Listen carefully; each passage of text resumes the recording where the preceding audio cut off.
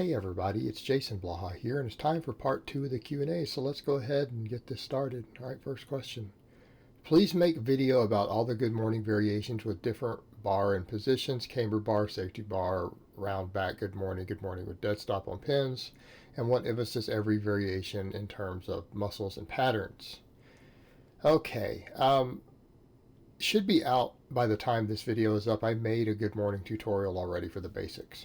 All of these other questions, the problems with making a video on this is that this would only be of value for very, very advanced lifters, right? This stuff is of no use to know all these things for people who aren't like trying to compete maybe in the world level in powerlifting. You don't need this much variation. You're just not going to benefit. As far as something like a cambered bar good morning, I actually don't even know the answer to that one. I've never used a cambered bar good morning. I have no idea how it changes the strength curve. I wouldn't even be able to estimate or tell you. So as far as the other things go, I can talk to you briefly about those here. Why do we do dead stop on pins for max effort work? Okay, because when we're doing max effort work on a good morning, if you're using it as a variation on a squat or deadlift day for max effort, you're using it to replicate deadlift without the grip, really. Okay, so it's going to be dead stop on pins using similar muscles to the deadlift, but without your grip and arms involved. Also, because again, when we're bending over with maximum weights, you might be talking about 400 plus pounds at this point on a good morning up on your back. You don't want to just use the stretch reflex to stop that. So pins are used for max work. Would I do it for rep work? No. Are you going to do tens that way? No, you shouldn't be doing tens against pins. You're going to beat it up. You're going to beat your joints up. You're going to damage equipment. Okay, we shouldn't be doing pen work for reps. Right? It's not a good idea in general. So what about these other variations? Why do people do rounded back? And that means rounded upper back. Why do they do the safety bar? The safety bar shifts the moment arm higher up, and it tries to pull you forward a little more at the top. For someone who wants to do good mornings with a little more T-spine involvement, possibly at the expense of a little bit of hamstring, right? The safety bar makes sense. What about the rounded back? The rounded upper back for the exact same reason. Okay, the exact same reason we're putting extra emphasis there. And if someone really wants to double up on that effect, they would do a safety bar with the rounded back. And again, that rounded back is the upper back. Whereas in my case, I'd keep up my chin up, keep my chest up, and I advise people to do that. But someone who needs more specific T-spine training can do the rounding, and they let the upper back roll over at the bottom to create an extra extension of the upper spine on every rep. All right, so these are just specialties to impact different weak points, just like I talked about the difference in the video itself, which should be up by now, between the narrow and the wider stance almost squat morning versus a more traditional good morning. Okay, do them for certain specific variations for weak points. But most people don't need all of that. The majority of people are never going to need all of that. They could just do standard good mornings and get all the benefits they want. Like if you're trying to get to a 500-pound deadlift, that's your goal. You don't need to know any of this stuff. It's not even going to be really of use to you. Just my opinion. All right, next question. How do we begin to figure out how to program our own GPP? I'm just doing CrossFit workouts 1 to 2 times a week for the time being, but that's getting harder to fit into a schedule, so I'd like to just be in the gym on my own time more. Well, you already have your answer. Okay? You just use the word program with GPP. All right, that's a conflict already. We don't program GPP. You just do GPP. Okay? There's no programming involved. It's conditioning. General physical preparedness. So you're talking about being in the gym on your own. Well, look at the different CrossFit workouts. All right? So you're familiar with them if you've been, messing with CrossFit. Couldn't you just do something like Cindy on your own at the gym? You may even have enough equipment to do it yourself at home. Right, you're doing GPP.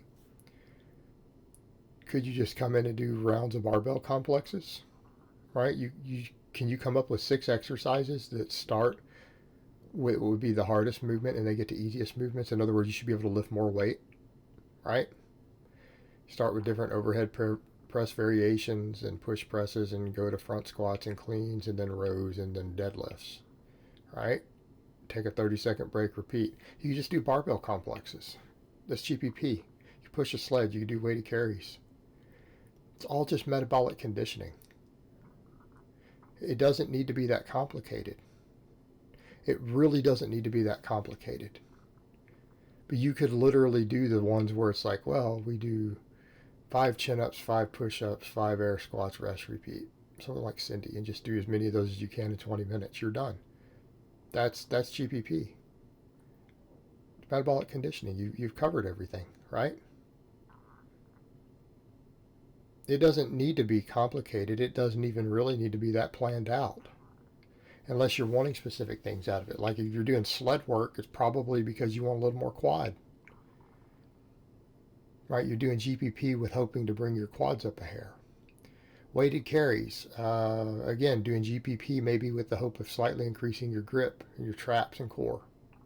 But it's also this general physical preparedness with a secondary focus on hypertrophy. That's what GPP is. And again, if you've already been doing CrossFit WODs, you already know what Metcon looks like. You've probably been exposed to a dozen different workouts. Tons of those in similar variations you should be able to do on your own just fine, if that's what you're talking about, right? If it's a time constraint thing. Problem solved. Easy peasy. Right? We don't need complex programming for GPP. It's not programmed. That's the whole point. All right, next question and last question of the week. If you get 6 hours of sleep 3 days in a row, will that equal 8 hours of sleep 2 days in a row? Serious question. Pain is keeping me from getting a full night's sleep.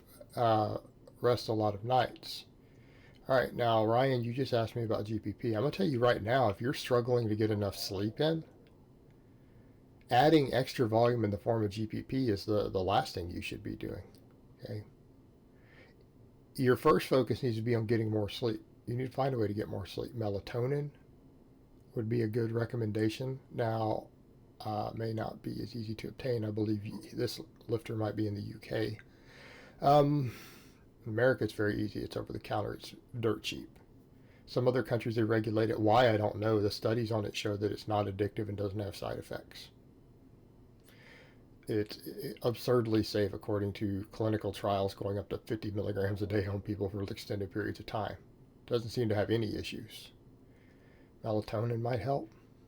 But all this other stuff about worrying about optimizing training and training volume and conditioning work, if you're getting 6 hours of sleep, you're wasting your time.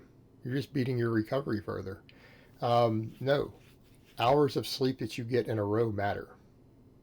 In other words, as we get deeper into our sleep, every hour of extended sleep has a larger effect than the hour before it. Okay?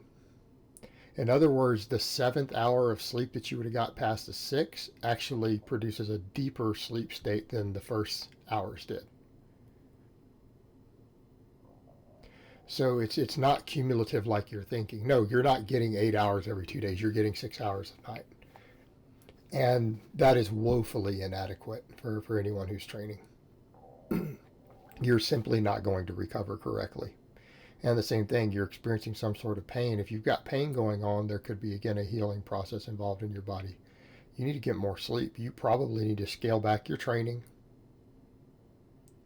You need to focus more on active recovery, pain management, correct sleep aids, something that produces higher quality sleep, not lower, like melatonin, and you need to focus on getting more sleep. Because if you're experiencing pain and there's a healing process in your body due to whatever's causing the pain, well, you're not getting enough sleep to heal correctly either. You're not getting possibly enough sleep to correctly recover from intense workouts. No, it's not cumulative day to day. You don't make up for it on later days. Each hour of sleep you get in the same night has a stronger response than the hour before it. So those last 2 hours that you're missing are actually probably the most powerful in terms of overall recovery, because we hit deeper REM cycles the longer we sleep. And as long as we only get very brief breaks to get up and pee, stumble around, do whatever, fall back asleep, we don't interrupt it to a great degree. But when we get up for 2 hours,